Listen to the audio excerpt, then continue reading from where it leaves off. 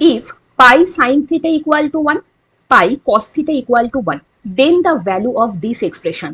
তাহলে আমাদের এখানে দেখো যেটা বের করতে দিয়েছে √3 of tan 2/3 থিটা আছে, তার মানে এই tan এর ভ্যালুটা কত সেটা আমাদেরকে আগে বের করতে হবে।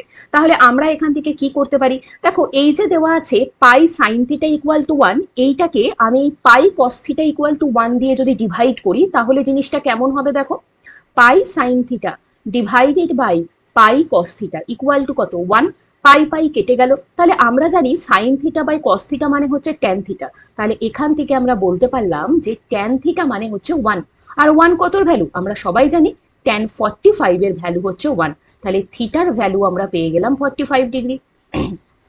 এবারে আমাদের যে ভ্যালুটা বের করতে দিয়েছে দেখো কি দেওয়া আছে, √3 tan 2/3 অফ থিটা, তাহলে থিটার জায়গায় 45 এর ভ্যালুটা বসালেই কিন্তু আমাদের অঙ্কটা হয়ে যাবে।